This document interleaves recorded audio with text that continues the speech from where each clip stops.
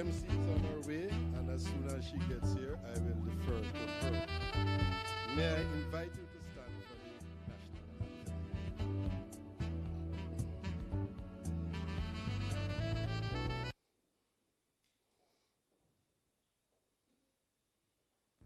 Please stand as we honor Jamaica, our culture, and our history.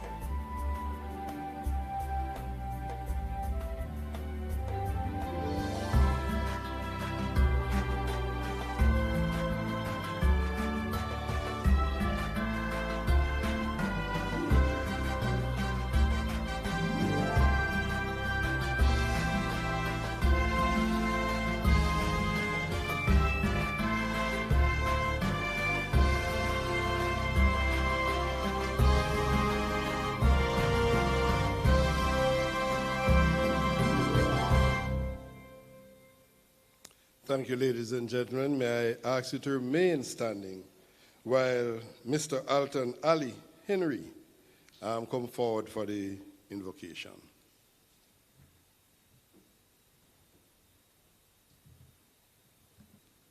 Could we bow our heads to prayer? Loving God, creator of heaven and earth, Lord, we give you thanks, we give you praise, and we give you glory. Lord, we want to thank you for this occasion. Lord, we pray, oh God, that you will bless this afternoon proceedings. Lord, we pray for a blessing upon the organization. We pray, oh God, for the candidates that is about to be commissioned. We also pray, oh God, for the friends and families who are here this afternoon. Lord, may you get glory and honor. In Jesus' holy and matchless name we pray. Amen. Thank you very much. You may be seated, ladies and gentlemen. At this time, I'll invite Mrs. Lorna Cohall to give the official welcome.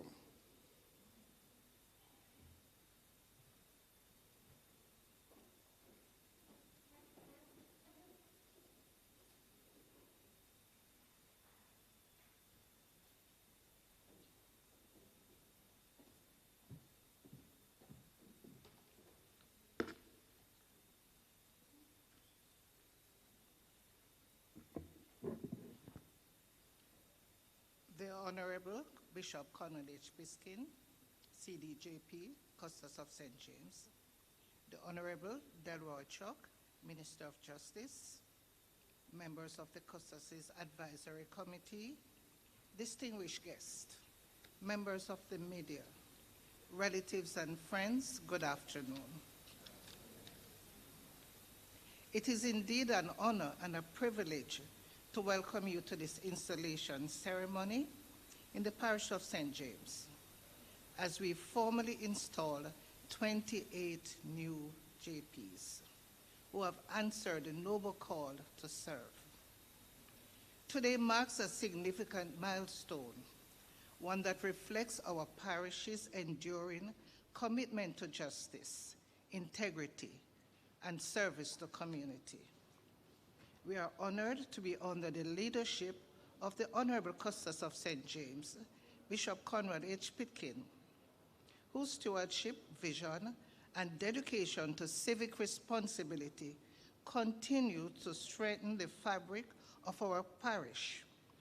Custos Pitkin, we thank you, sir, for your guidance and for the confidence you have placed in those being installed today. We are also privileged to have the Honorable Delroy Chuck, Minister of Justice, who will serve as our guest speaker. Minister Chuck, a special welcome to you, sir. We thank you for honoring us with your presence and for your unwavering leadership in advancing justice, the justice reform, and upholding the rule of law throughout Jamaica. Your participation adds distinction to this occasion, and we look forward to your message. To our newly justices of the peace who will be installed, we extend a heartfelt congratulations to you. Your installation today is not merely ceremonial, it is a solemn charge. You are entrusted to serve with fairness, discretion, and compassion, and to be pillars of integrity within the communities you serve. We warmly welcome the relatives and friends who have gathered in support of your appointees. Your presence is a powerful reminder that behind every public servant stands a network of encouragement, sacrifice, and prayer. Today we honor the role you have played in this journey. To our invited guests and members of the Custos Committee and partners in civic and community life, we thank you for joining us. Your presence underscores the shared responsibility we all bear in promoting justice, order, and social harmony in the parish of St. James. As we proceed with today's ceremony, may we be reminded that justice is not only administered through laws and offices, but lived out daily through integrity, service, and respect for the dignity of all. Once again, welcome to everyone, and thank you for being a part of this meaningful and memorable occasion. God bless you.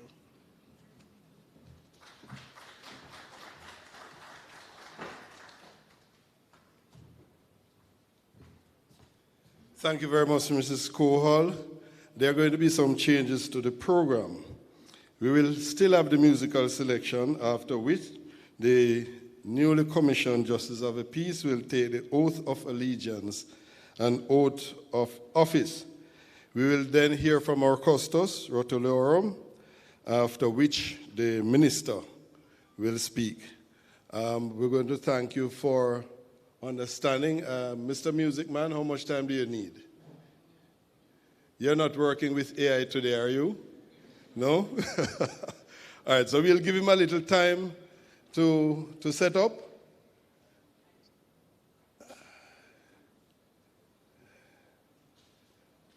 He would need some time to put himself together. I am certain that we are all looking forward to the message from both our Custos and from the minister. Usually the minister gives a signal admonition of where he intends for us to go. And it's very important, because if you go on that field, especially today, and he'll tell you, without the right focus and the right strategies, the right mindset, you may likely go astray. So we're going to look forward to that message. I'm still waiting on our musician to tell us if he needs 2 minutes, 5 minutes, 1 minute. Okay, so we should be there in short order. I'm certain that you would have gone through the training. I'm seeing some names and faces, familiar faces, and I'm quite certain that we are all ready to go, ready to hit the ground running and to serve our citizens. Serving as a Justice of the Peace is a very important office in this country, and I'm certain that you understand, being here today after your training, that you intend to do well.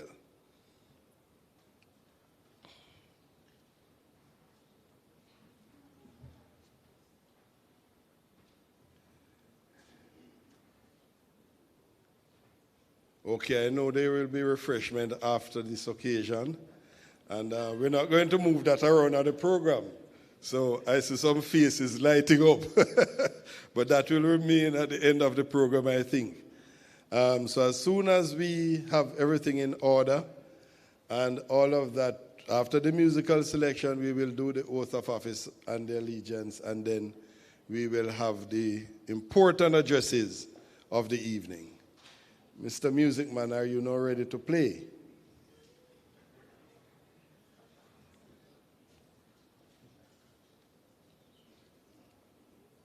Well, he's here with us today, which means that he's not going to be on a platform come the 1st of February for a Grammy. But we hope that he gets there one day.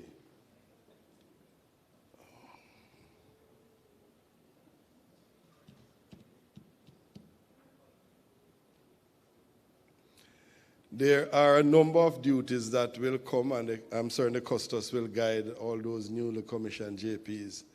There are a number of duties that's performed under umbrella. You have jail visitations. Some of us do mediations. We sit in the lay magistrate court. Some of us do restorative justice.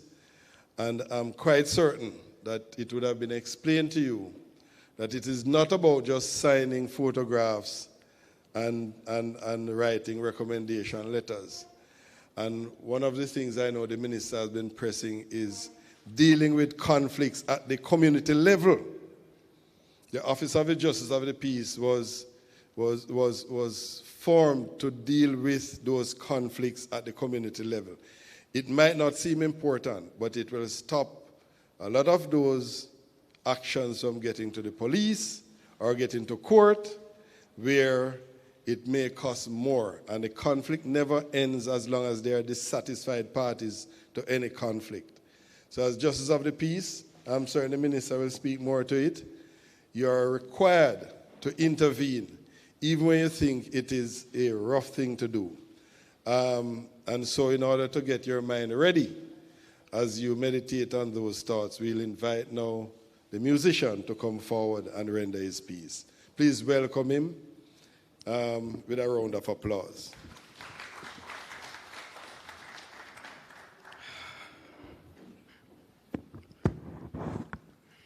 I apologize for being late.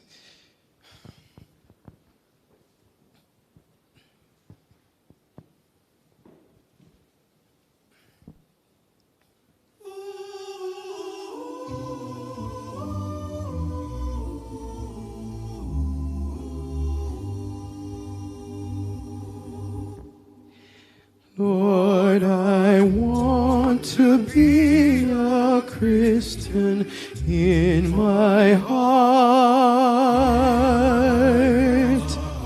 Lord, I want to be a Christian in my heart.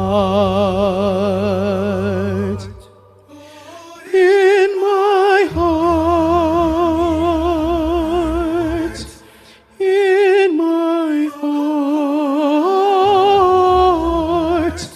Lord, I want to be a Christian in my heart.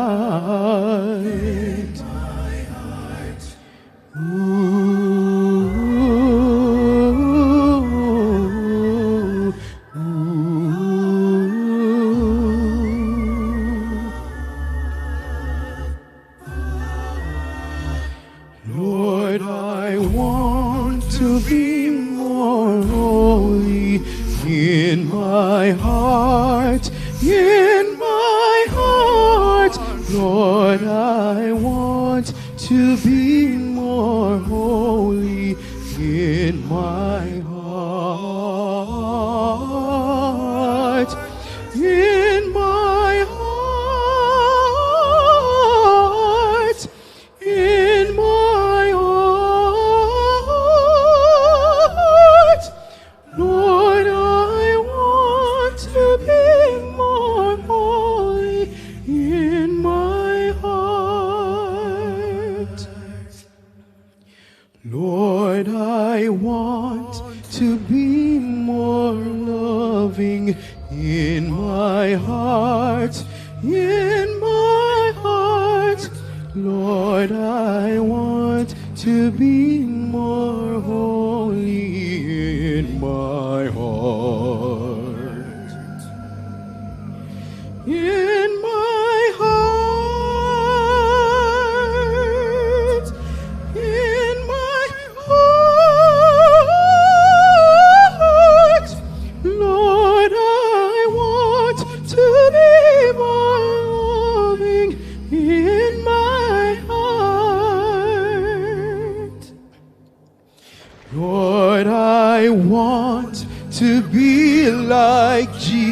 Jesus, in my heart, Lord, I want to be like Jesus in my heart. In my heart, in my heart, Lord, I want to be more holy in my heart. Thank you.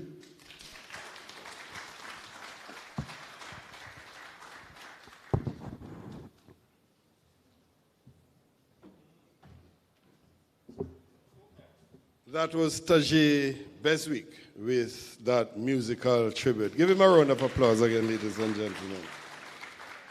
At this time, we'll receive instructions as to how the procession for the oath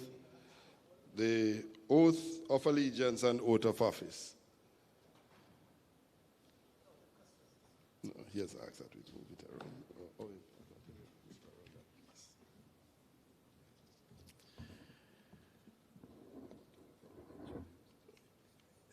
Good afternoon, everyone.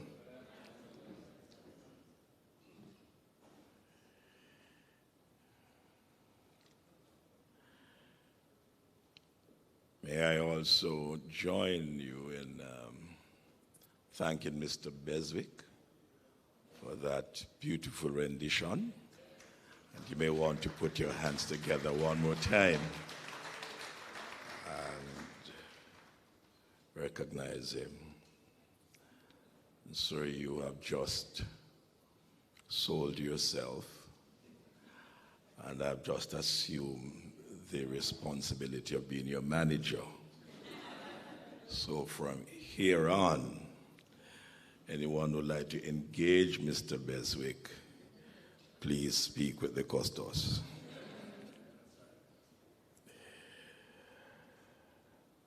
I am going to invite those who are to be sworn to stand first.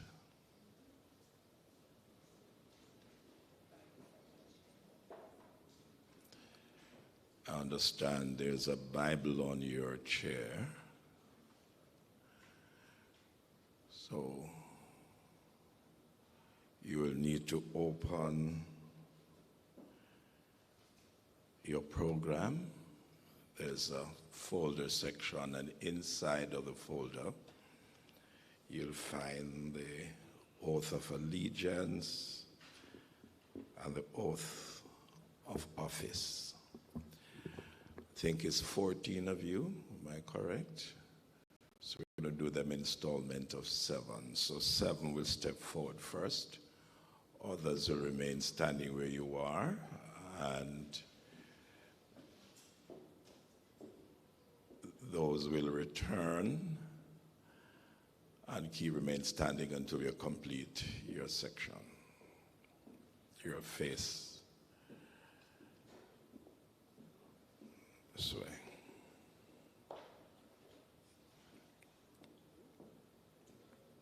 All right. I suggest you put the program on top of your Bible, hold it in your left hand, raise your right hand. Thank you. You will first repeat the oath of allegiance, and you will insert your name, I, and then you continue. I will indicate when you will begin. Just want to make sure that you're okay. So all right hand raised. All right, so please commence.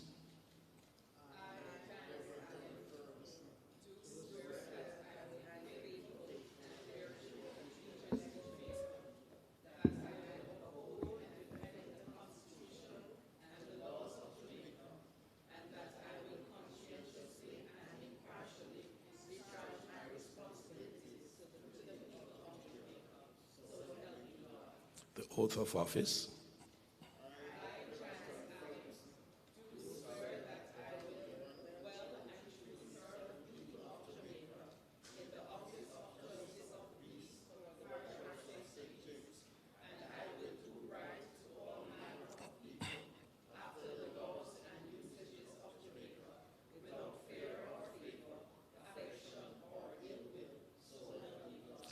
Thank you very much.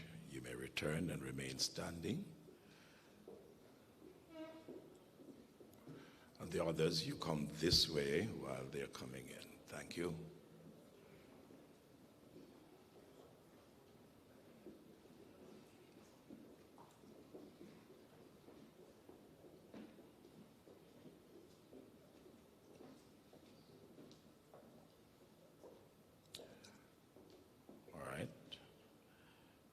Follow, raise your right hand and insert your name after I, and you continue. Please begin.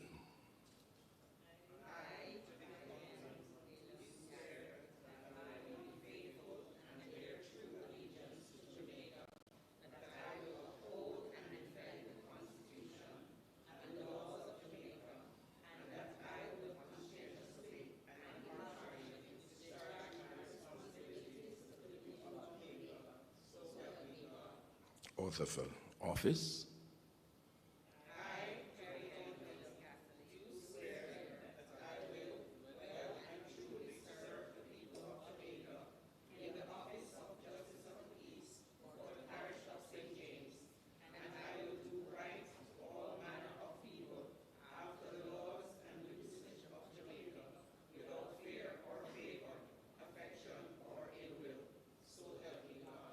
Thank you. You may return to your seat.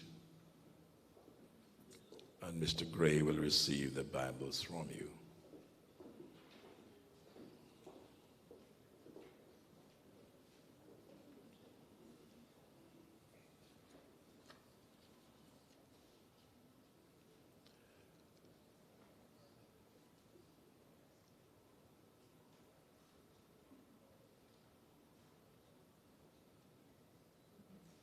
You may be seated. And those for affirmation, please stand. And likewise, installment of 7, please step forward.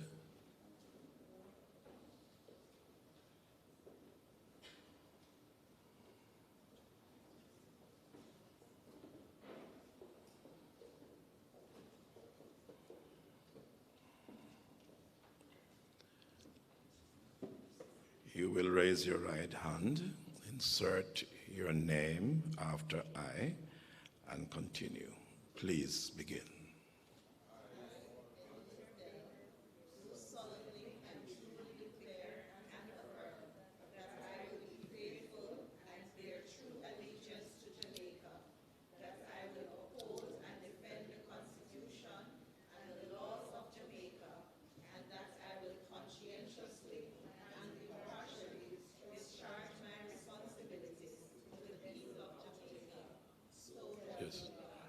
I should have instructed that you stop at people of Jamaica, all right?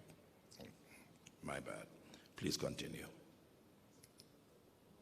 Go ahead. Raise your right hand. Start again.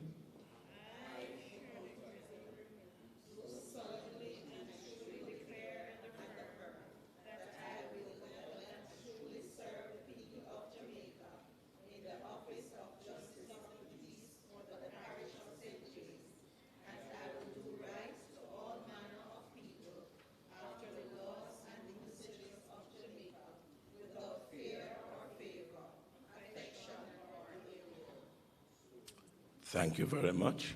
Please return to your seat. And as you go, the others will come.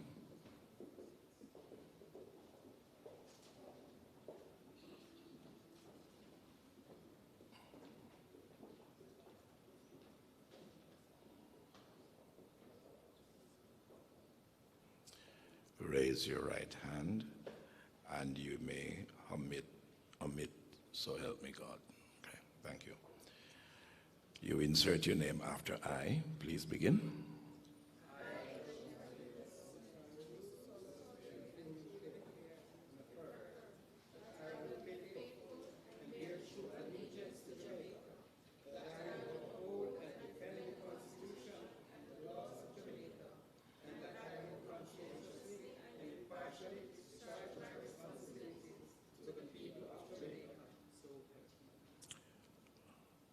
Affirmation of office.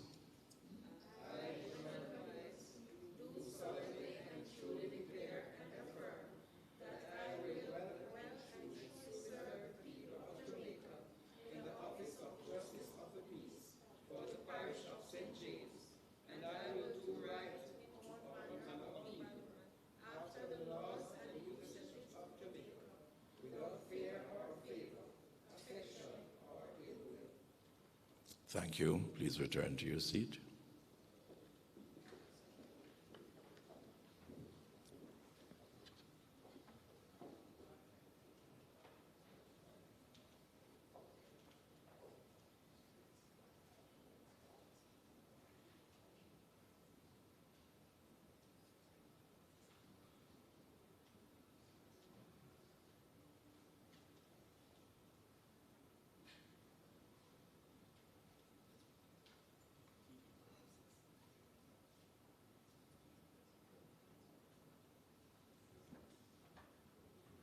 You may be seated, I'm sorry. I was just elevated to being a celebrity. All right, we're going to go into the presentations of writs and presentation of seal. As is customary, the Honorable Minister will join me.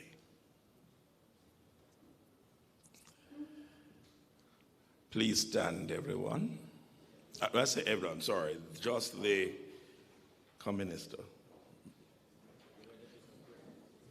I think so. Okay. All right.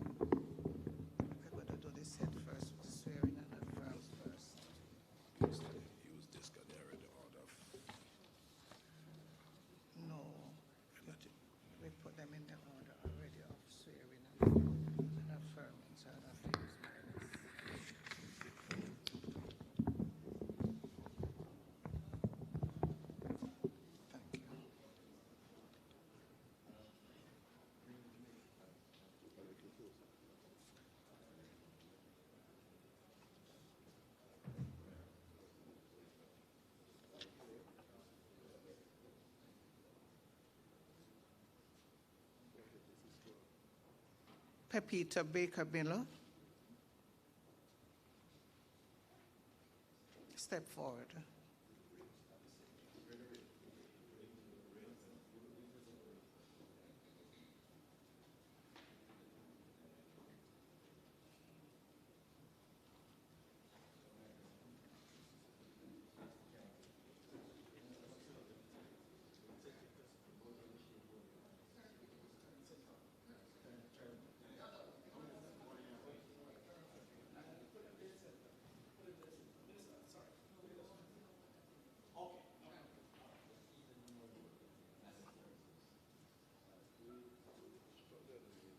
Miguel Beckford.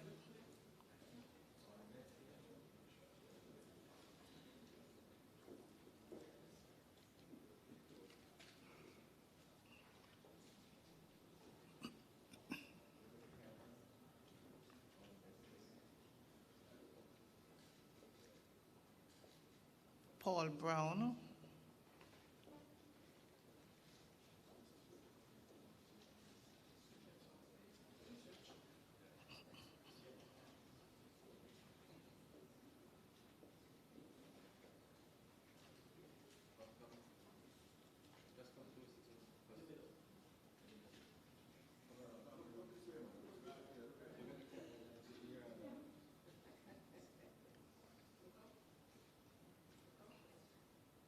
Simone Cooper Bernard, or Bernard Cooper.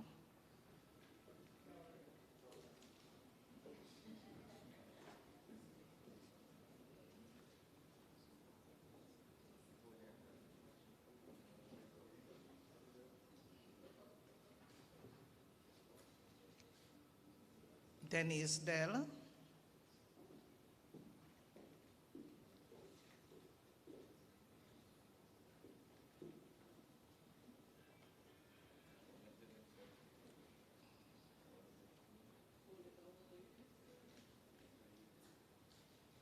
Sharonette Grizzle,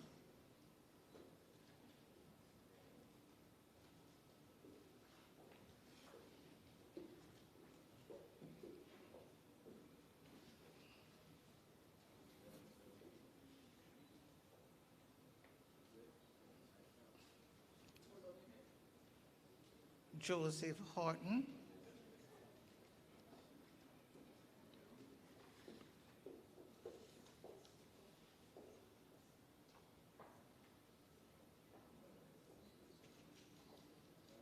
Alton Henry,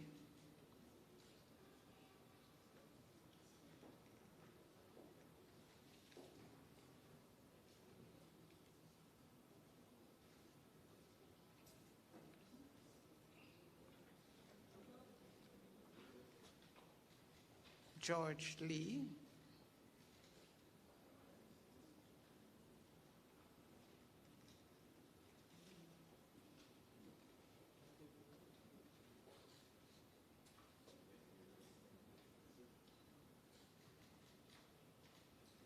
Anika Malcolm Lewis,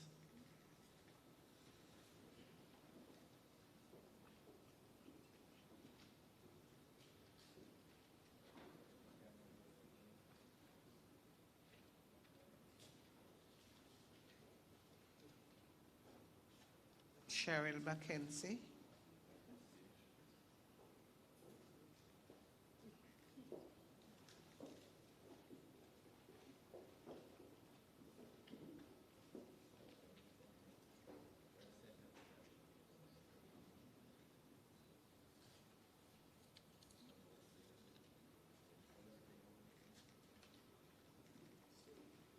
Deshauna White,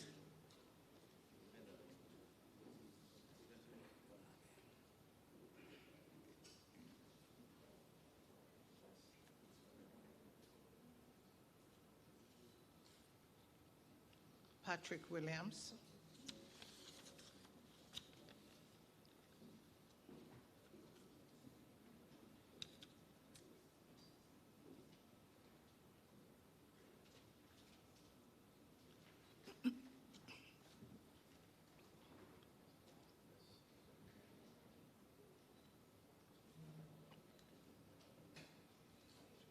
Cornelius Smith,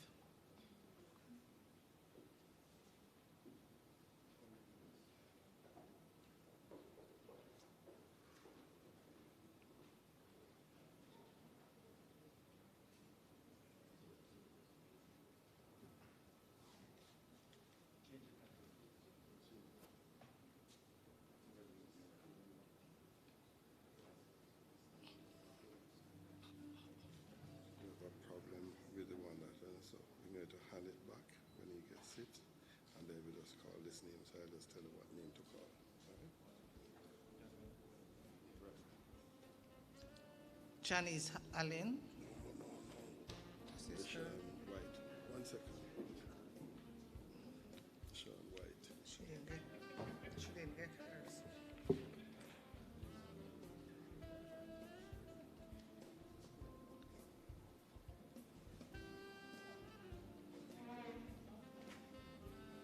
Western Brown, White.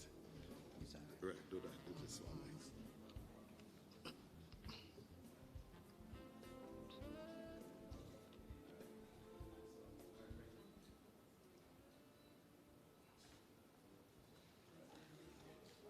Deshauna White,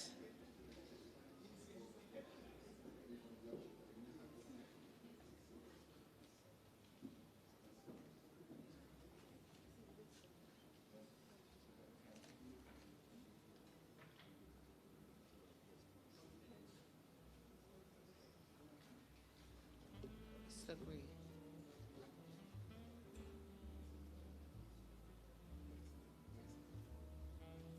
Orit Clark,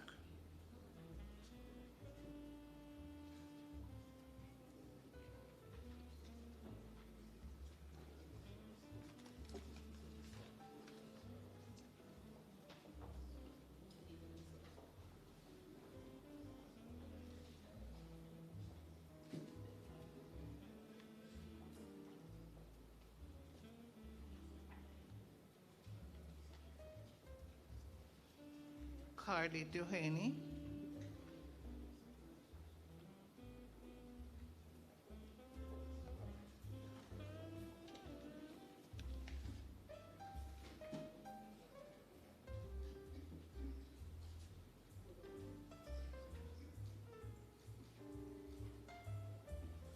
Albert Ferguson.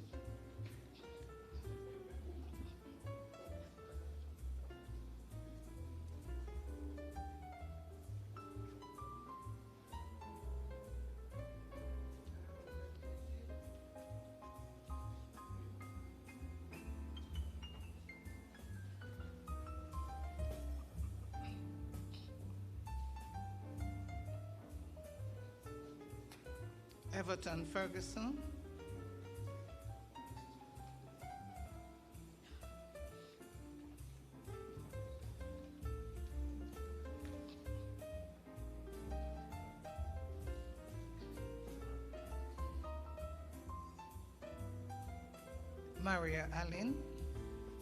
Maria Free.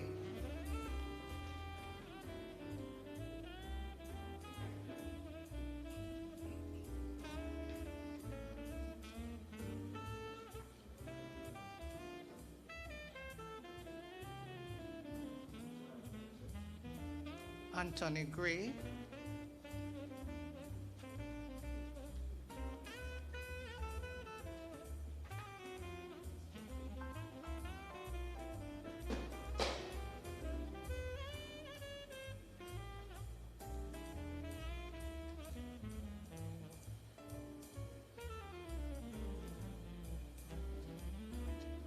Judith Hunt.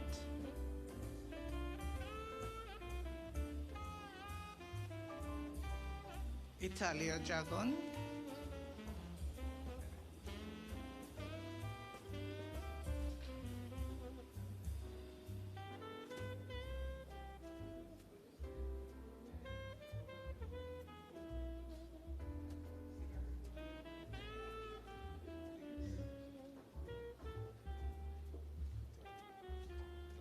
Jagan.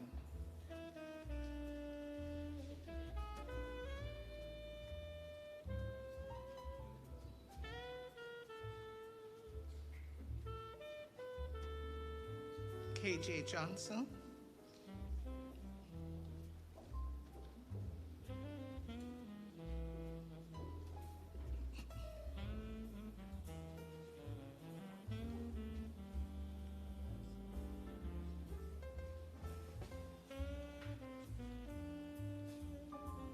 Manish Melwani.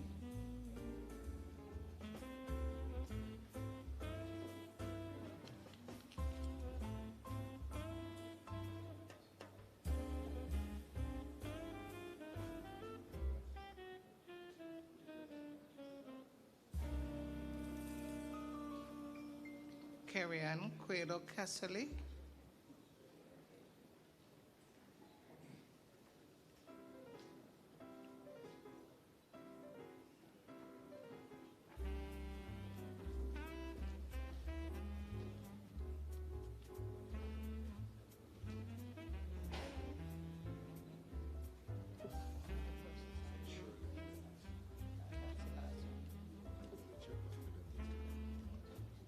Shirley Williams.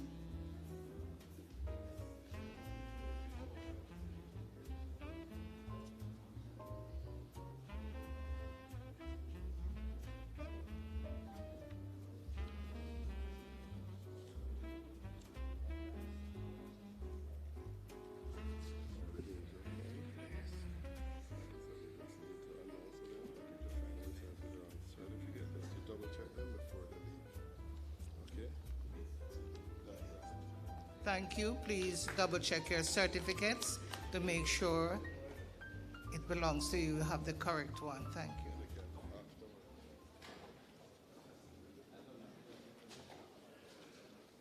Thank you, Mrs. Kohal, for your assistance.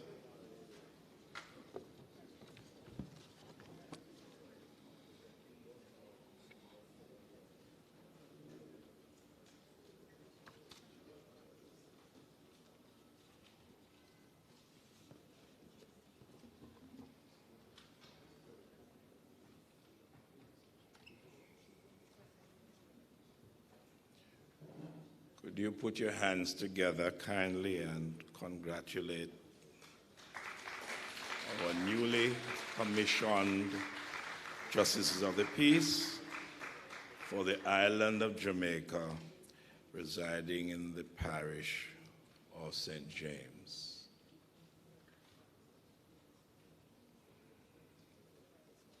If you did not receive your writ or your seal, I ask you to see the persons at the table and to be arranged for you. Know that Mr. Lewis, where are you, sir? Mr. Lewis is named the gentleman who completed his course with the persons from Manchester. Right. Smith, Cornelius Smith. He had not completed his course, and so he was permitted to join cohort from Manchester. And I only received his seal and writ yesterday, Minister. But again, I want to thank your office sincerely because they make sure that we had it for today. So it is actually here in St. James. So let not your heart be troubled and let it not skip another beat. The important pieces of instruments that you have is the writ and the seal. You're asked to guard them well and protect them to the best of your ability. The Honorable Delroy Chuck, Minister of Justice and Constitutional Affairs, members of the Custos Advisory Committee, I see our senior parish court judge, Judge Fairclough, are honored with us today, and I know out of your busy schedule, St. James is always special to you, so you had to be here.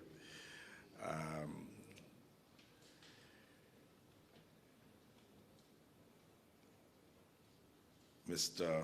Lachman Ramchandani, a very strong supporter of the Office of the Custos and a Senior Justice of the Peace.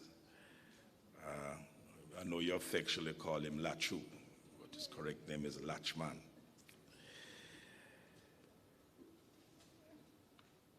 Distinguished ladies and gentlemen, friends and family members, possibly colleagues of the Justices of the Peace, members of the media, let me say a pleasant good afternoon to you all.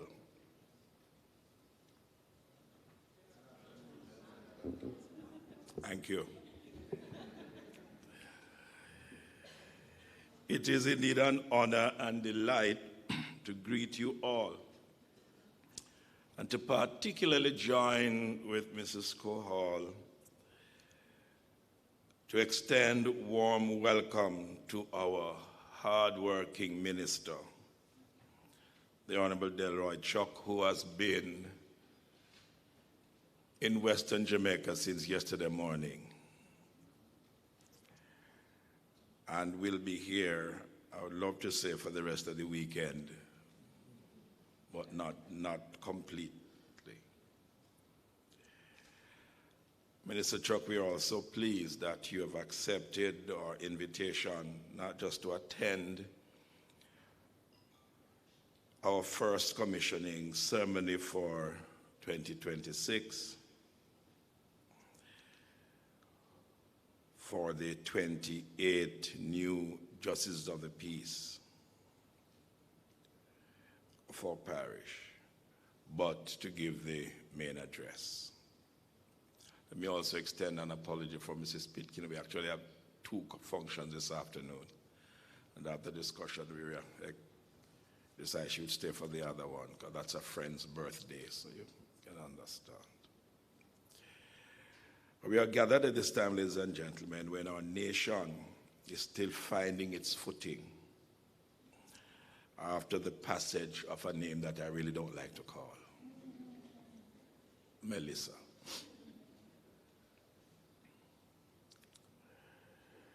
And in the days and weeks that followed, we witnessed loss and disruption. But amazingly, we also witnessed resilience, neighbor helping neighbor, a sense of unity and togetherness of our citizens in St. James and in Western Jamaica. Communities standing together. And it is within this context that today's ceremony takes on even a deeper meaning. Naturally, this occasion stirs a range of emotions for our newly appointed, or may say minted, justices of the peace, and for those who stand with you. Yet, if there is one emotion that unites all of us, it is gratitude. Gratitude for life, for strength, and for the opportunity to serve. But most importantly, gratitude to God for his goodness and his divine protection over all of us. When I visited the various areas in St. James, and I've been over in neighboring Westmoreland and Hanover, I haven't gone to St. Elizabeth yet, and I've been to Trelawney. And one resounding word coming from everybody, even in the midst of the devastation, we have life. And we shall rise again, even stronger than we were before.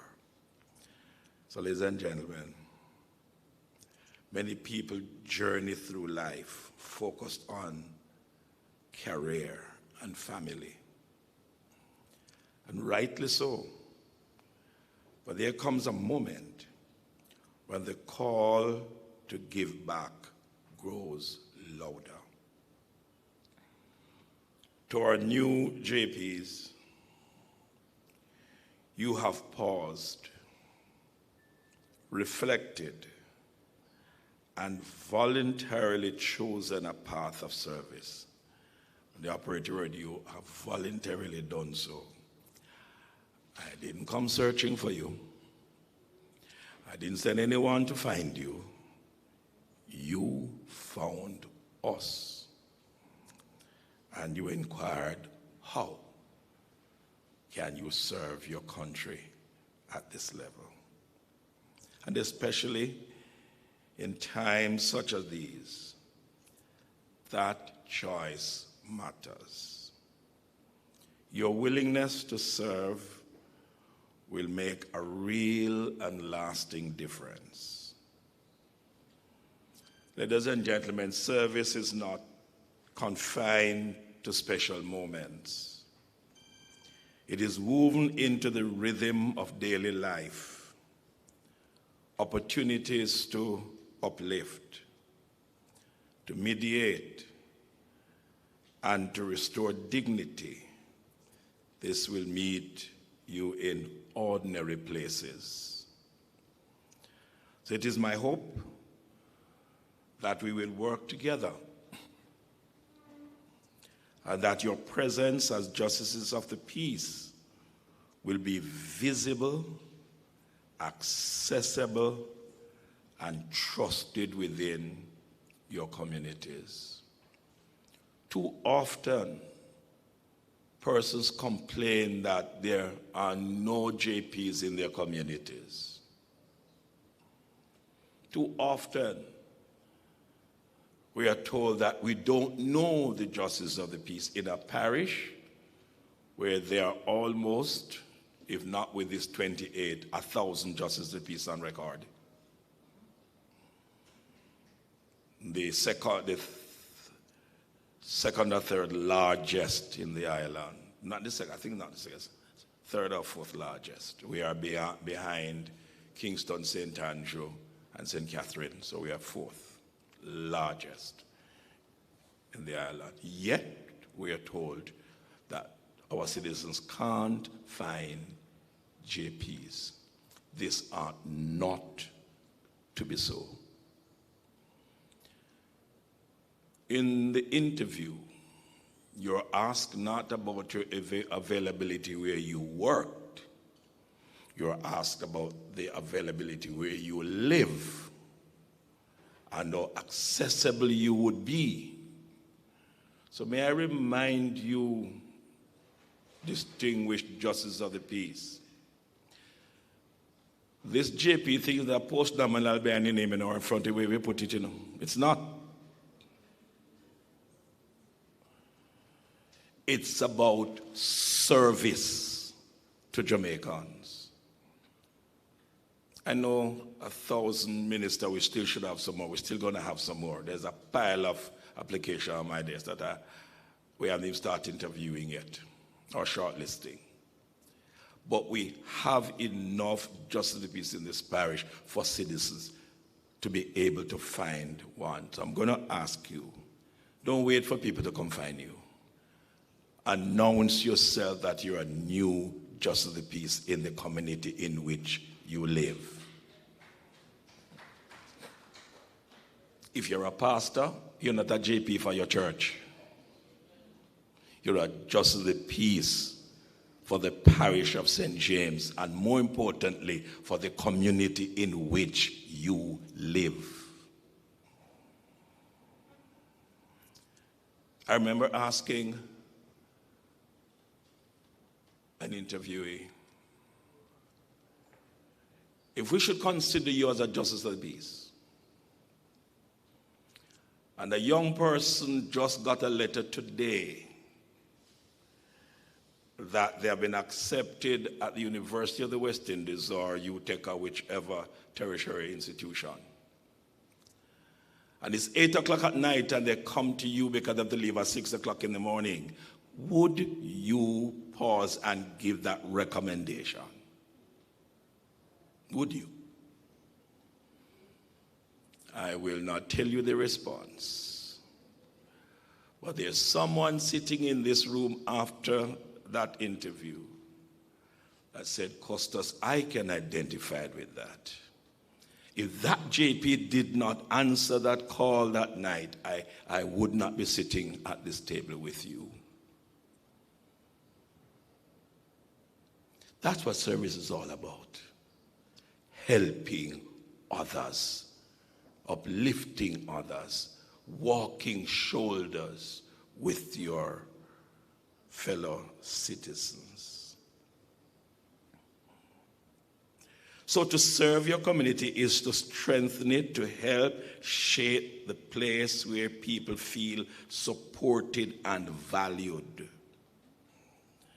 So I therefore encourage you to continue serving with compassion and integrity. May I emphasize integrity?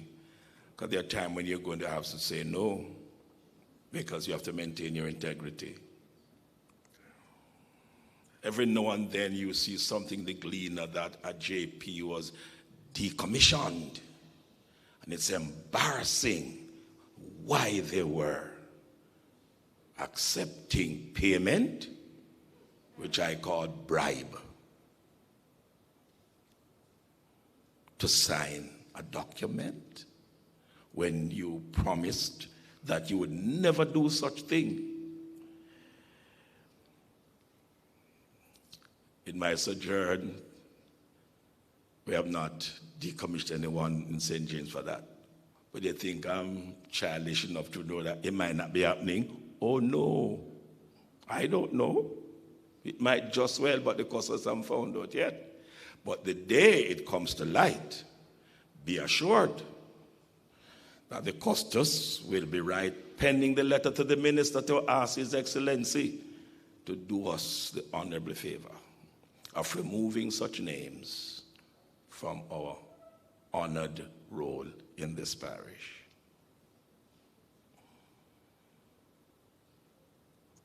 May I remind you, the office of the Justice of the Peace brings satisfaction for service, not financial reward.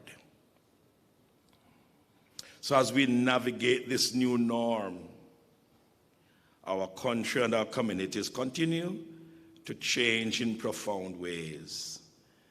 These changes test us personally within our families and across our communities. Yet, they also remind us of the power to serve and the importance of committed citizens.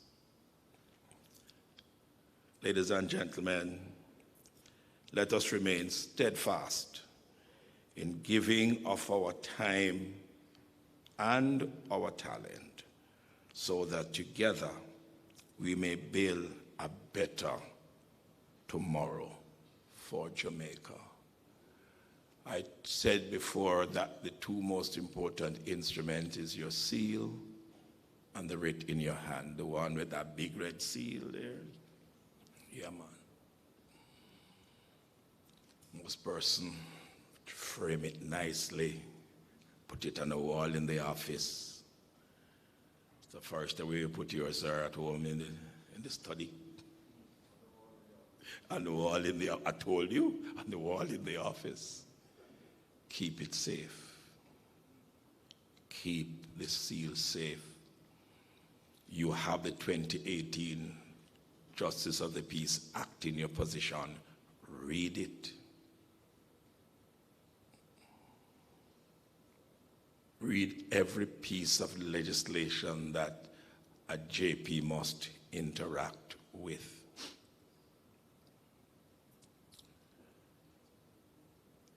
Rubber seals are not legal instruments.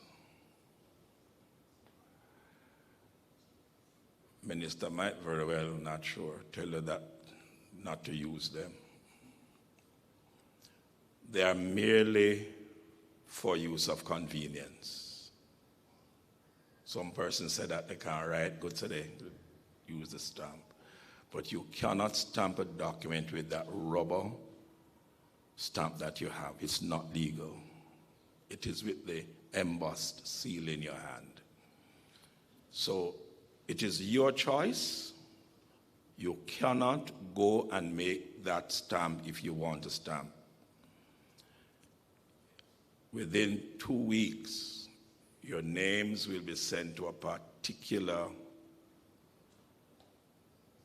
printing company, which you'll be advised, with your seal number and authorization, if you so do, to make you a stamp.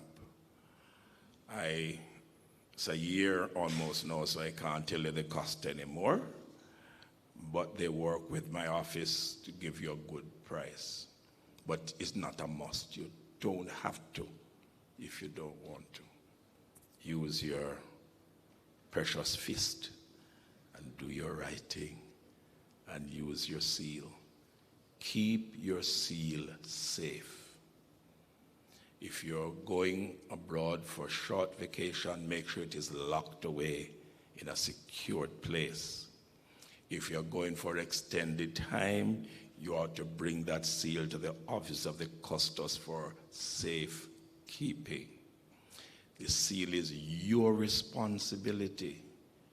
And if by any way, let me not use any word stronger than that, if by any way you have caused anyone to use that seal except you, you are going to be held responsible. Try not to lose it by leaving it somewhere seal was brought to my office. JP walked into a business place and left it on the desk and walked out. And the person who saw it was kind enough to take that seal and bring it to the office of the Custos and say that JP left it XY. And it was given back, of course, with a warning.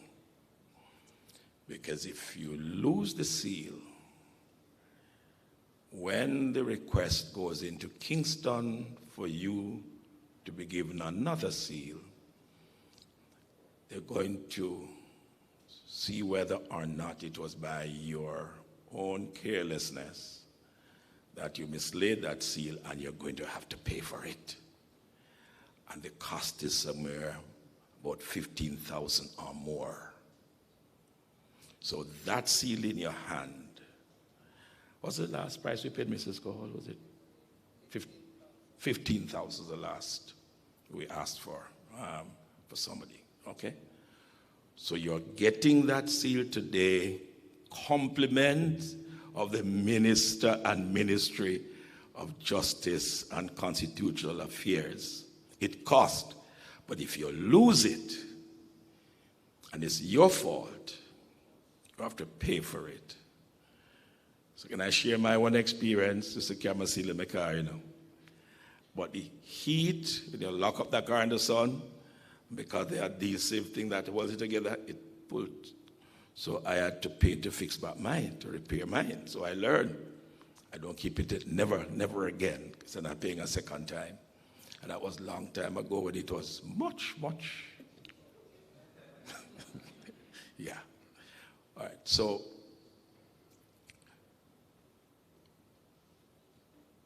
usually during your training, part of it was to go to the lockups.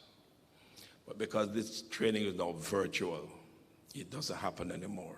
So what is going to happen now is, even though you got your certificate that you're trained, you got your writ and you seal that you're JP, you're still going to be taken to the lockups. We are not saying that every JP will do lockup visits, you know. Let me tell you, no, that's not going to happen. But you must have a first experience, and then after that, you will discuss with the person who is the coordinator for the lockup visits, and then you will be placed on a roster. And so this gentleman to my right is the coordinator for the lockup visits. And so he will get the list, and he will schedule you for the visitation, which is not going to be more than 10 maximum at a time. So we can't take everybody at the same time, right? And then hereafter, the decision will be taken whether or not you will be rostered to visit the lockups. After a year or two, those of you who wish to join the illustrious group that sit on the lay magistrate bench will receive a special training to join with Your Honor and myself and Mr. Gray, who is responsible for the roster again. He doesn't do the scheduling, so don't blame him. The scheduling is done in the office of the Custos. He gets a copy, you get a copy, and a copy sent to judge. And that is, we hope we can, as other persons have become more senior and stepping off the stage, other younger person will step in and fill those breach. I look forward, as your Custos, working with you.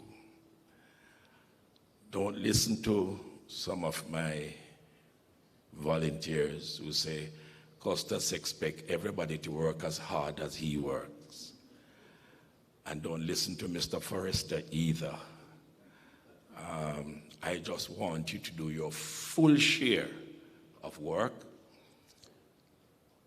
Maintain and understand your responsibility so as to make the work lighter for all of us.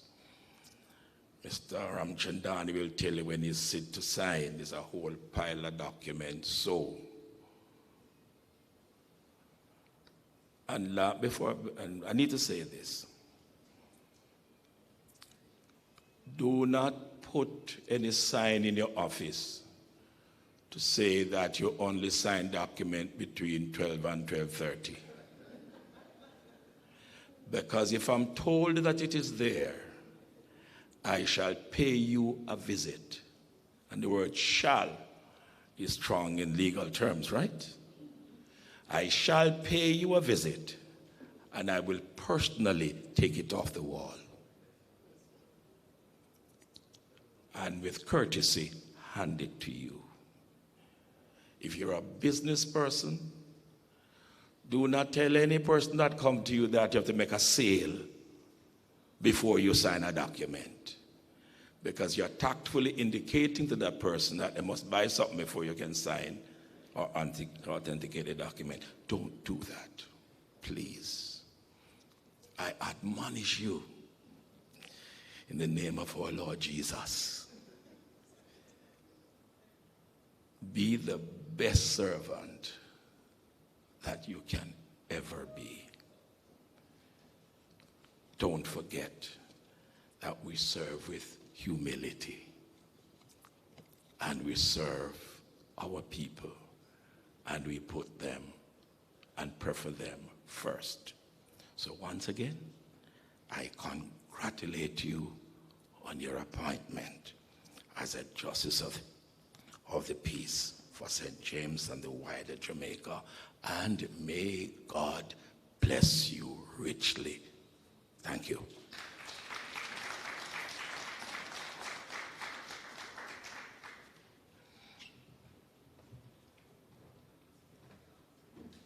I'm sure you can do much better than that. And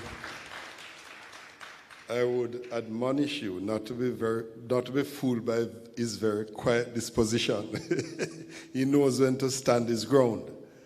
Thank you very much, Custos, for that message. At this time, I'll invite Mrs. Carrie-Ann Coelho-Casserly, without further ado, to introduce our guest speaker. Let us welcome her on.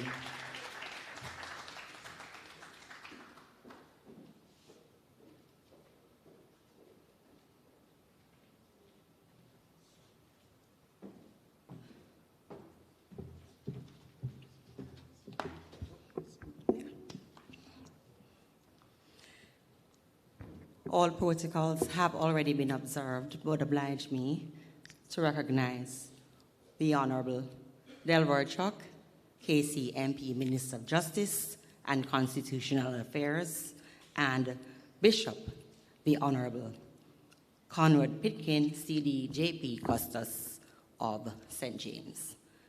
Good afternoon, ladies and gentlemen. Today we gather for a moment of profound significance, the commissioning of our newly appointed Justices of the Peace. This ceremony is not merely a formal installation, but a celebration of service, integrity, and the enduring values that strengthen our nation. So, on this occasion, it is my distinct honor to introduce our keynote speaker, a man whose career exemplifies dedicated justice, public service, and national development.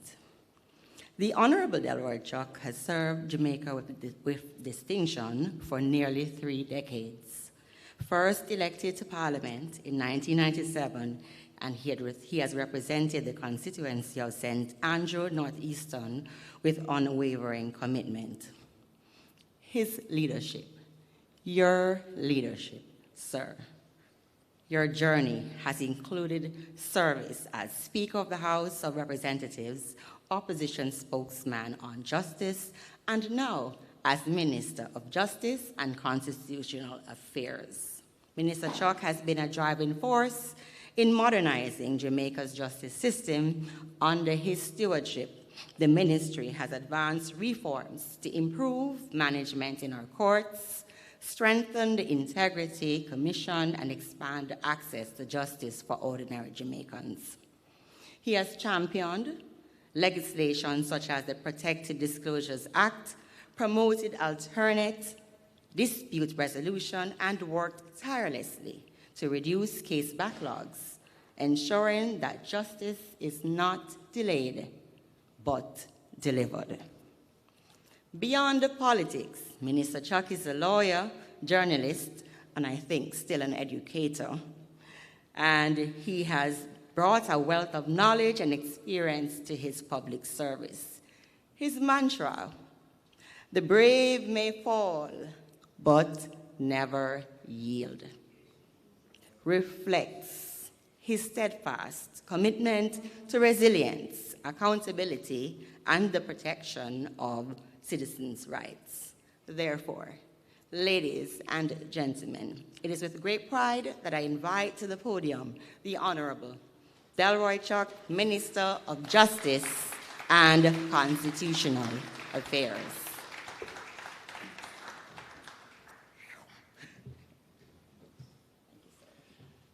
Thank you very much, Mrs. Kerry and Quila Castling.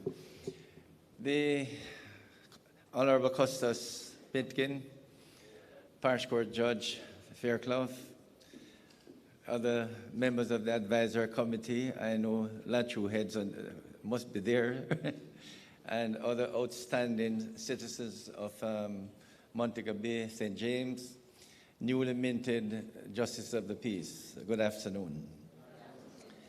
Let me say how pleased I am to express my appreciation, not only to the Custos for the wonderful work you have been doing, sir, in St. James, but also to the 28 newly minted JPs who offer yourself for service. Custos Pitkin has given you the charge, and I'm not going to repeat. I will just adopt most of what he has said, except to add one or two emphases, because it's important that even though it has been drilled into your mind during the training, and the Custos has given you the charge, that it must never be forgotten the purpose of becoming a GP. Firstly, it is one of service. You have come forward to voluntarily provide service to your fellow citizens. Secondly, the office must never, ever be abused. And if you deliver your whatever service you're providing, or how you behave, how you speak, or you act inappropriately, then you taint the office of the Justice of the Peace. And as Custos Pitkin has pointed out, when there's one JP that brings the vocation into disrepute, it not only affects that JP and his or her family, but it affects all JPs. Because when one JP acts inappropriately or misconduct him or herself, then everybody believes that all JPs are like that. So it's extremely important that you uphold the image of this office. Again, I cannot emphasize more, as Custos Pitkin has done. Do not accept payment or invite payment for the service. It undermines your integrity. Most importantly, you must be persons of character. If you are not a person of character, people will know. If you're, people just have to look at you and see in your eyes whether you are a person of integrity and character. And they will see and know who you are, and it doesn't take long before they recognize who you are. Now, you have joined a noble body that have provided distinguished service to Jamaica and continue to provide distinguished service to Jamaica. Now, this is something that is very important for you to lift or to continue to ensure that the image of JPs are what others want to emulate. And as the Custos pointed out, you must be known in your community. You being commissioned today is not a national award where you put behind your name CD and OJ. JP must mean that you are providing service to your community and not just profiling. So JP must not be just profiling behind your name. You must be a shining light in your community so that others will look up to you as the person not only that can give guidance, that is one of a leader, someone who they can depend on for reliable information. Most importantly, if people come to you for information and you don't know, let them know you don't know. Point them out to where you can find information, where they can find information. They can always call AAA Justice and get guidance as to where they can find information. Moreover, please, your integrity demands that you don't assist residents that you really don't know. And I mean it, because there are people who will come to you, ask you to identify them. And until NIDS come, please be on your guard. Because they will come with picture and tell you that their name is Delroy Chuck. But they say, but I know another Delroy Chuck. But they say, I also name that. And you foolishly go and witness it. And they can now get out a driver's license or other documents in that name. And that when you witness a signature that you don't know, then you're opening the door to corruption and a lot of misdeeds. And although people come to you for recommendation, if you don't know the person, you can't recommend the person. There are many people who come to me as MP and say, can you recommend me? Say, if you recommend me, then, I will get a visa or I will get a job. I said, what am I to say? I only know you for 2 minutes. And what am I to say? I can't go out of my way and indicate that I know you for so many years. It's my integrity that is at stake. And across Jamaica, there are many JPs who are witnessing land documents and don't appreciate that sometimes the persons whose name you're witnessing may well be false. But it allows that person to sell property. And you could well find yourself in the criminal courts for being negligent or reckless in witnessing a signature and allow property to be transferred because you witnessed that person's signature who is really not the person, but has the name of the owner on the property and are therefore able to transfer the property. You could well end up in court on a criminal charge for being reckless and acting in concert with the fraudulent proprietor. So these are matters you must be very careful about. But at the same time in offering service, please be open, get information, provide information, and most importantly, as you go about your community, not only must you be a guiding light in wherever you live, but do as best as possible to encourage others to work with you as you make your community even better. Let's face it, you're joining a vocation that is over 800 years old. And the Justice of the Peace got its name because outstanding citizens in the counties and boroughs of England were appointed by the Duke to serve the community and to ensure that peace and justice were maintained. So that is how the term Justice of the Peace, because it was outstanding citizens in these counties and boroughs and districts of England who were appointed by the Duke to maintain order.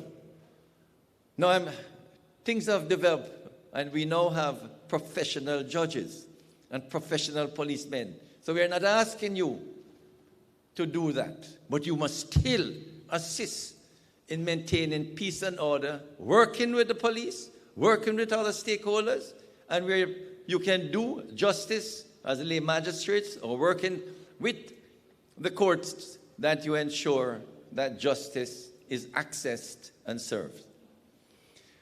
Justice of the peace, as I say, I adopt the charge from the Custos.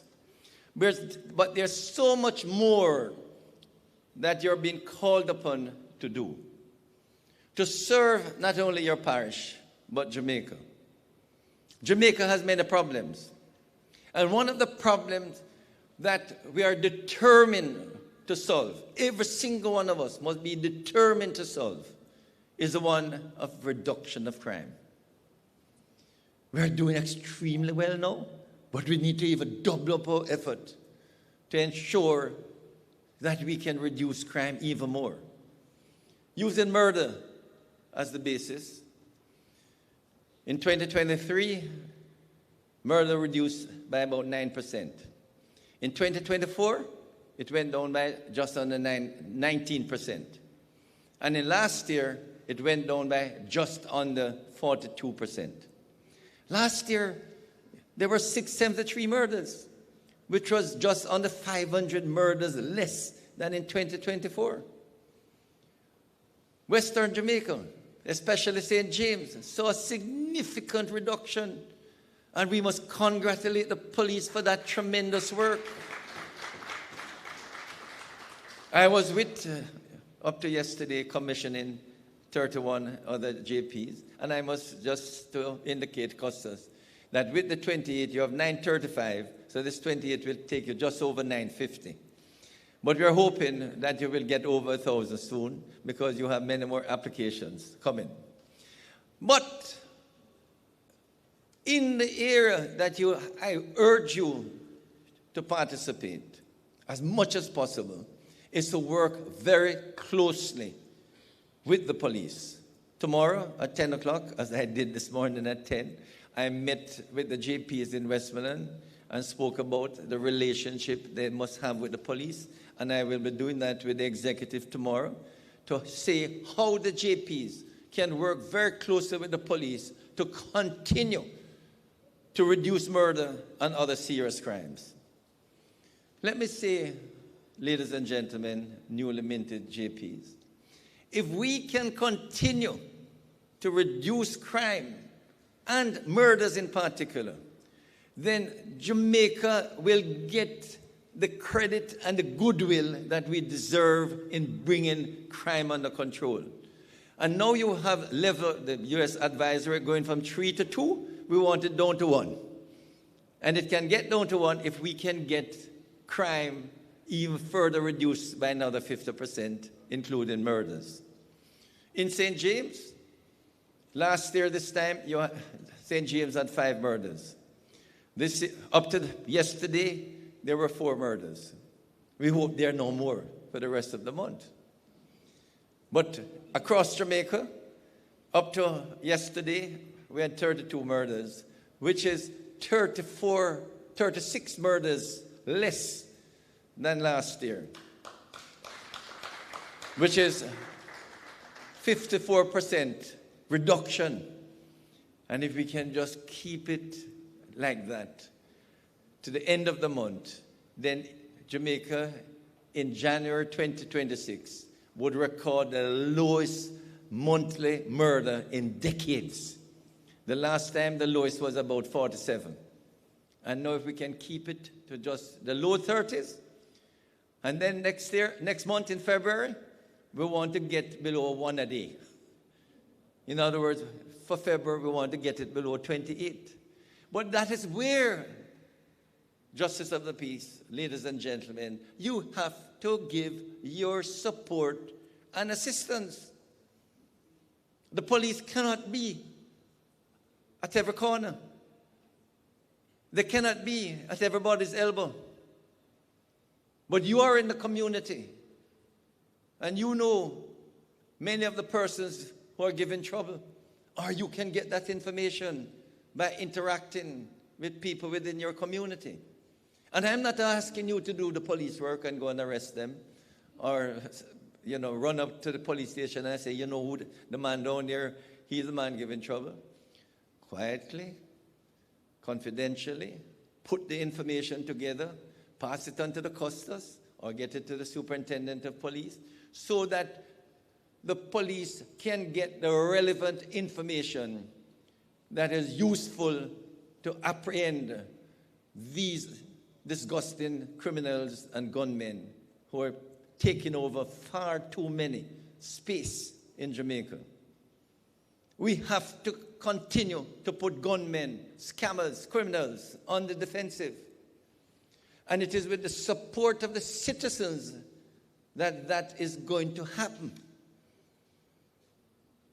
If you look at murders and the weapons used to commit murders over the last 4 or 5 years, close to 80% of the killings were with an illegal gun. And as I keep repeating, if we can get the guns out of the hands of these disgusting criminals, then we could have less than 200 murders per year. Much less. But that has to be the aim, that we try as best as possible to work with the police to get the guns out of the hands of criminals. And the police is getting information, using intelligence to find these guns. Over the last 5 or so years, they have averaged, collected, picked up more than 1,000 guns off the street, thousands of ammunitions. But there's still many out there, because somehow our young men feel that with a gun it opens up the door to wealth, to influence, to power. We have to find alternative ways to get our young people to know that there's a better life. Because when they're found with a gun, or they commit robbery, rape, or shooting, or killing, they could well end up not only six feet down possible, or they could end up in custody or in jail for decades. And it is the families who also suffer, because many of the children are left out there on the road. So I'm urging you to tell the mothers, the sisters, the girlfriends, that it's not worth for your man to be out there using the gun, bringing in money for you. Because when they're caught, every month you have to go to Kingston, to GP or district prison to look for them. When you go to the prisons, in Kingston, is pure women out there visiting these criminals, convicted criminals. And I'm saying before they get convicted, please encourage them to give up the gun. Find something worthwhile to do with your lives. And there's so many opportunities now for our young people to engage in productive activity. And those who are idle and can't say that they can't find a job or they don't want to work, let them use their time to go get a skill. And the government is paying people now to go get a skill. Heart Institute is paying the youngsters, anyone who wants a skill and who is not working, can get a regular 67,000 per month, and it may be more soon, just to go to a Heart Institute or to get training and get a skill. So the government is doing its part, but others must get these young people to apply for these roles to get a skill or to get a job. They must recognize that getting a conviction is not worth it. Believe me. I'm happy to report that today the Senate passed the Expungement Act, which I tabled and passed in the House a couple of weeks ago. Now, the Expungement Act will widen the number of offenses that can be expunged. The one which the MPs in St. James urged me to make sure we put it in was after a period of at least 10 years, persons who were convicted for drug trafficking, that they can be eligible for expungement. Not that they will get it, they can apply. But a social inquiry report may well be done to show that over the last 10 and more years, they have put crime behind them, they have put drug dealing behind them. Because if the expungement committee is not satisfied, then the offense will not be expunged. But what is important, as a number of MPs have pointed out, that a number of persons got involved in the 90s, 80s and 90s in drug trafficking. And many of them are now, should I say, decent citizens. I know of many cases, some are teachers. Just recently, a lady begged me. She had a crime. She had to go and get a work permit in another island because she was being moved from Jamaica to another island. And yes, what she did could be expunged. But when you have a criminal record in it, expungement is not a right. You're eligible for it. So I told her the process has to go through. We have to check the criminal records. We have to get a social inquiry report in many cases. And it could take at least 6 months before an expungement is approved. It's not worth it to have a criminal conviction. And even though it might be a minor crime, sometimes when you really need a clean record to get a better job or to get a visa, you run and you beg your MP and the minister, see if you can rush it for me. I'm not in any rush, you know, because it has to go through the process. And sometimes you say it's only one conviction. And when you go and look at the criminal records, there are other convictions. So we have to wait for the Criminal Records Office to go and examine the records to make sure that the only one you say you're convicted for is the only one. And it has turned out that sometimes there are others. But what is important in the Senate passing that bill today is that more persons will be eligible for expungement, and we hope that more persons will get the opportunity for a second chance. But this second chance, I'm hoping that they will also take the opportunity to let others throughout Jamaica know that having a conviction is not a good thing. And it is frustrating, it is difficult to get an expungement, and there are still many offenses for which expungement is not available. But justices of the peace, there's a lot more you need to acquaint yourself with, not only in the Ministry of Justice, but with information right across Jamaica. Today is the beginning of a new life. You have to start reading, listening, and informing yourself better. Most importantly, don't listen too much to social media. And don't pass on information that you can't verify. It is damaging the psyche of many Jamaicans when you see the foolishness that goes on for information and social media. I beg of you, when things are sent to you, don't pass it on until you can verify it. And I ask you today, you may think that you've been commissioned, that you have now achieved your best. No, it's the beginning of what you can be. You must try to elevate yourself in every way so that when people look at you, they will say, that is someone I want to emulate. At the same time, I beg of you, be humble, as the Custos tell you. Don't go around and announce. I say, you refer now to me as Justice so-and-so, you know.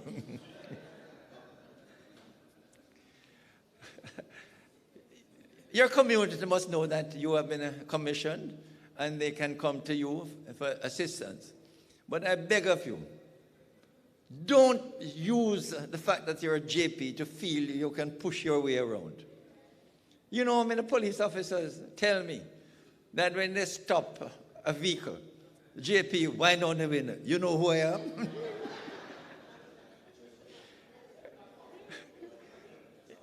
I'm not denying that you're a JP and you should have some status, and you do have some status, but don't push it. Be humble. If you're humble, you will get ahead much faster than you trying to push it around. And as Custos has repeated, service is the mantle that you hold now. You must find ways and means that you can serve your fellow citizens. And as the good book tells you, it is better to give than to receive. And what do you give? There's so much you can give. You can give good advice. You can give good cheer. You can ask people how you can help them. And in every way, I can tell you that giving service is highly beneficial and satisfying to you. I can only think of my mother in the district way up in the hills of Clarendon. I know as a shopkeeper, she was just helping everybody. And you know, I remember her saying the only thing she wants in life is that her 7 children must never embarrass her.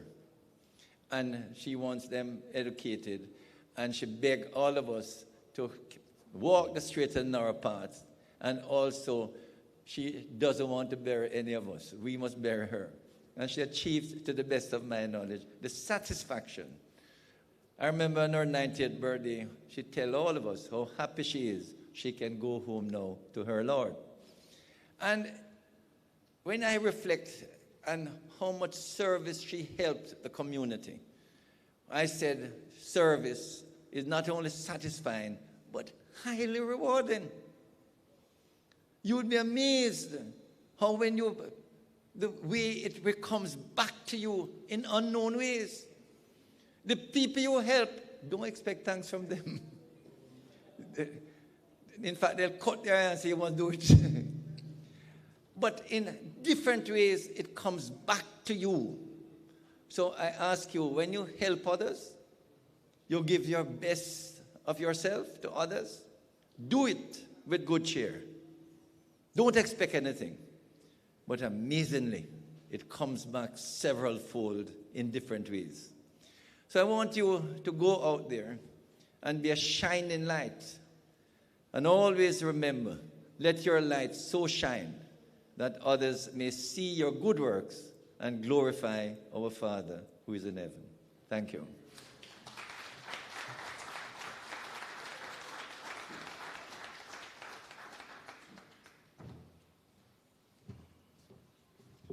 Thank you, Minister, for that wealth of information. I'm quite certain that between yourself and the Custos, that our newly minted our commission, Justice of the Peace, will know the right path to follow. And I'm quite certain that they will commit to providing our country with the best service possible. We are going on a program. We are close to completing in 2 hours. At this time, I'll invite Mrs. Casserly again to make some special presentations.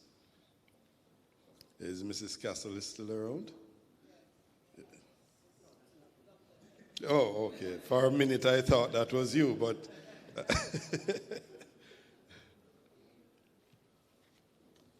Do you need a mic down there, or do you want to come up? You'll come up? Okay.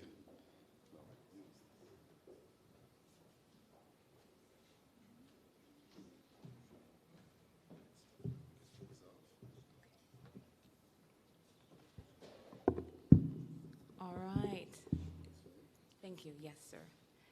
All right. So, to the Honorable Delroy Chuck, Minister of Justice and Constitutional Affairs. On behalf of the newly appointed Justices of the Peace, we kindly present you, sir, with this token to express our gratitude on your tireless efforts in strengthening our judicial system, as well as taking the time to be present with us today, sir, and encouraging us to take this office seriously and be accessible to our communities and to do it in good cheer. All right, God bless. Thank you.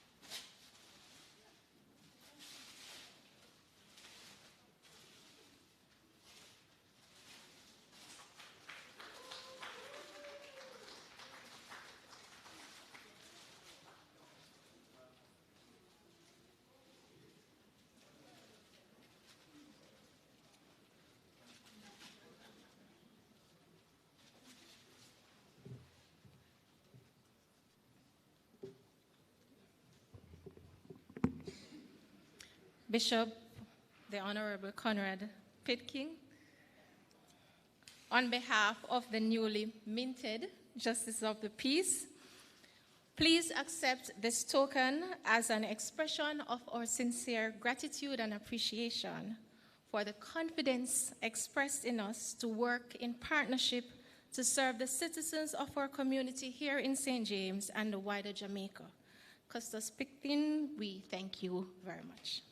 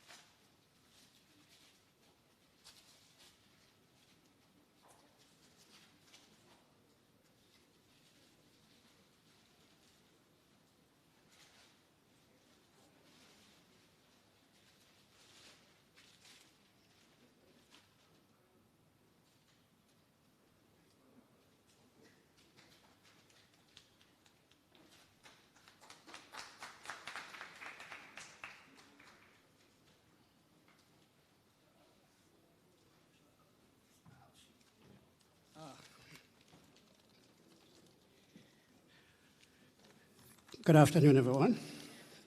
Can you see me? Thank you. It's my distinct honor to present a gift to the most valuable person to Bishop the Honorable Conrad H. Pitkin, Custos Rotulorum of St. James. I have a gift for Mrs. Beverly Pitkin, who we're told could not make it today. You will agree with me, Honorable Custos, that Mrs. Pitkin have been a steadfast source of strength, encouragement, and quiet support to you as her husband. As you serve the church, the community, and the nation with distinction. Mrs. Pitkin, her grace, her humility, unwavering commitment may not always take the spotlight, but they are deeply felt and profoundly appreciated by all who have witnessed her devotion. Therefore, as a member of the 28th membership cohort, as a newly minted Justice of the Peace of Jamaica, serving here in the parish of St. James, it is my pleasure to present this token of our appreciation to Mrs. Pitkin. To the Honorable Custos for Mrs. Pitkin.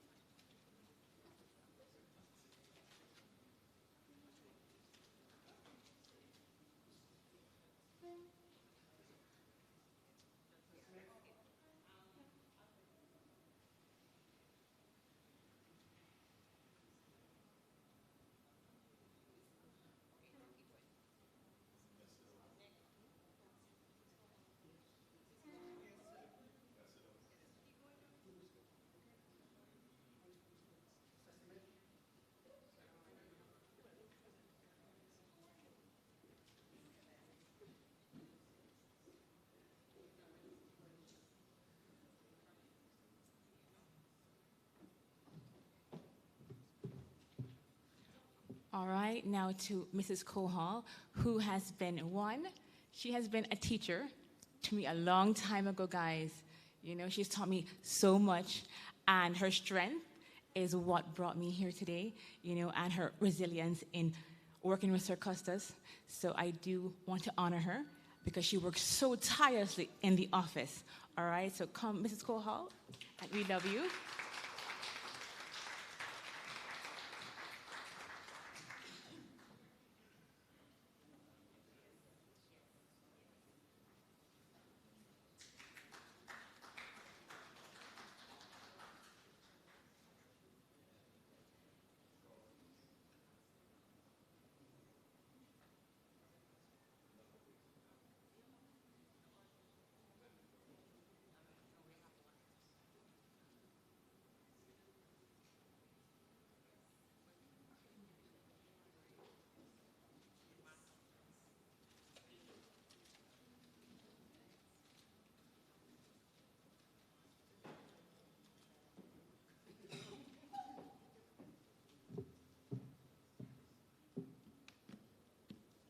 Mrs. Francis is welcome. Before or after? On behalf of the newly commissioned Justices of the Peace, please accept this small token of our gratitude as a symbol of our deep appreciation. Mrs. Francis or Miss?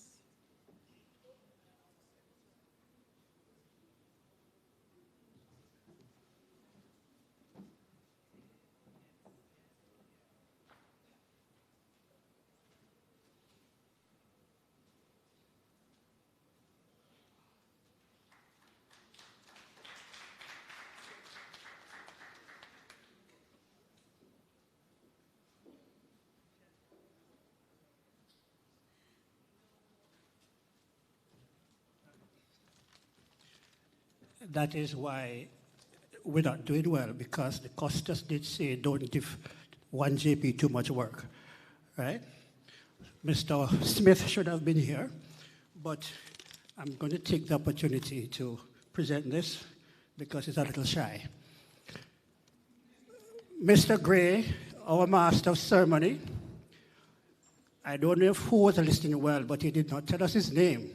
But I know he had a lot of responsibility as it relates to ensuring who is on the roster, to go do jail visit.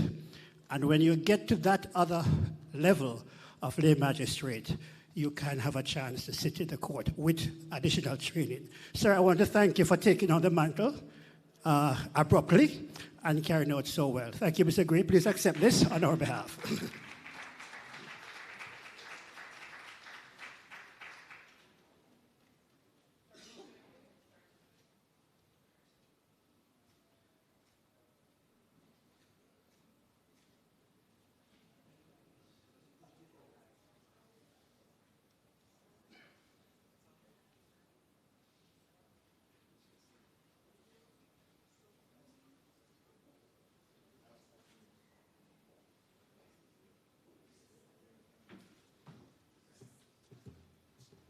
You know, I came here this evening wondering where my next meal was coming from.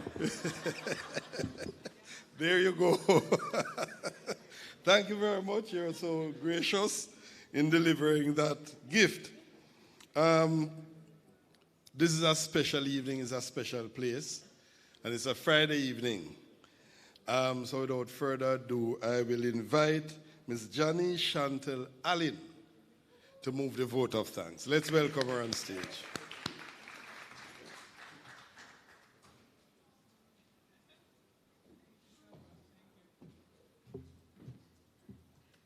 You know, it's a very long time since I've heard my middle name in public.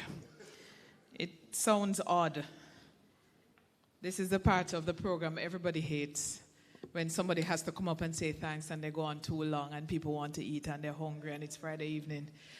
But Honorable Custos, Conrad Pitkin, Minister Delroy Chuck, members of this cohort of 28 Justices of the Peace, your family and friends, members of the Custos Advisory Committee, good afternoon all.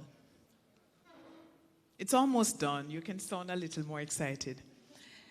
All of us in this room, in one way or the other, have already served our communities and continue to do so. Some of us are teachers, educators, I should say, in being more general. Some in the medical profession, some in tourism. I see others who are in all different spheres, some of us in politics. We have served in various ways, but this calling to serve your community in a more direct way as a Justice of the Peace is something that I want to thank. If I could be so beyond myself to say thank you for firstly giving of yourselves to become members of this body of Justices of the Peace. To just say, and I want to briefly just thank a few people who have been very instrumental in making sure that today's program went as it did in such a wonderful way, in such a beautiful setting as we overlook the Caribbean Sea from the beautiful parish of St. James. And I'm sure the minister doesn't really want to rush back to Kingston right now. The planning committee headed by Mrs. Carrie-Ann Coelho-Casserly, who is no stranger to putting on events and making sure that they go so well. I want to thank you and the members of the team that you so ably led without even a hitch to ensure that today we all will remember fondly. I want to also thank, of course, and I'm going to leave the last two persons that are in this room who spoke to thank them. But I also want to thank, I know the Custos is a man who takes advice, he takes counsel, and his advisory committee is one that I know you rely on to have us all at this point today. And certainly the members of your staff and those who are in your office who are instrumental in making sure today went as it did. I want to, on behalf of the 28 of us, to say thanks to your teams.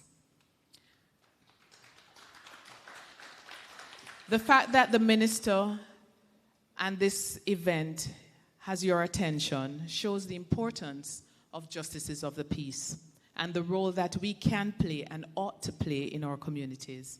So I want to thank you, Minister, for making sure that this is a part of your agenda, to ensure that you are participating across the island to ensure that we get the message and get the point of why we have been so commissioned and that we don't forget it.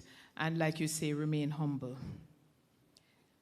Custos Pitkin, You say many of us have not, we have gotten to this place because we have volunteered.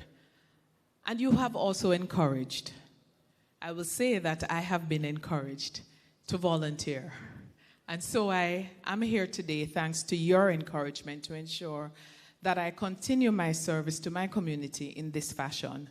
I want to thank you for making sure that the work that is being carried out by your office through you is one that all of us have come to appreciate here in St. James.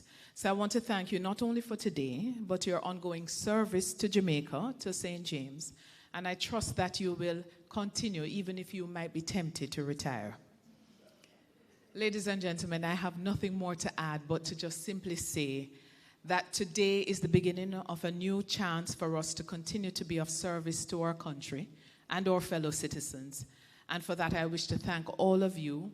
Thank you for making sure that the peace is kept in our community and we can continue to see the types of reduction that we all wish to see in this, our Jamaica land we love. Thank you very much.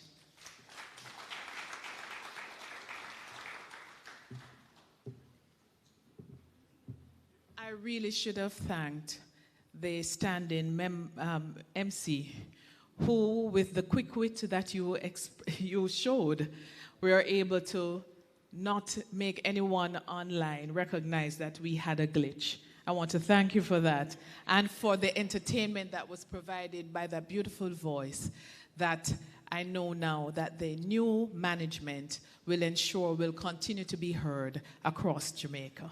Thank you.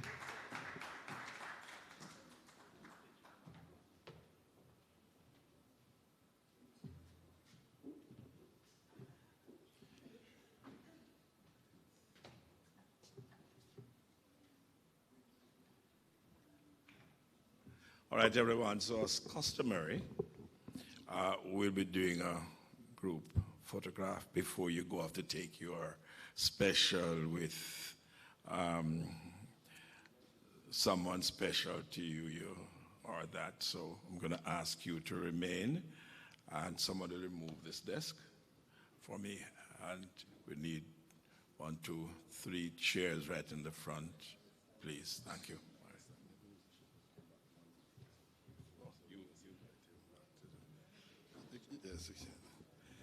You have been a great crowd, and you'll be rewarded by hearing Mr. Beswick one more time before we close. Mr. Beswick?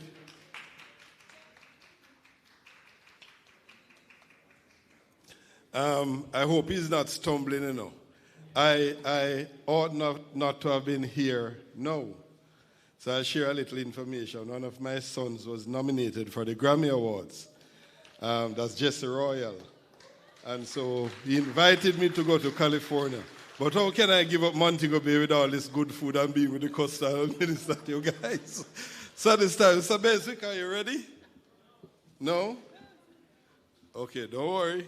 But we'll do the pictures first, and then he can prepare himself. Custos Minister, ladies and gentlemen, could you assemble at the front with the newly minted JPs? You want them on the podium? The taller ones to the back, and the shorter ones at the front. Where's Mr. Ferguson? That means you. They just call your name. Yeah, right. Here, man, yeah.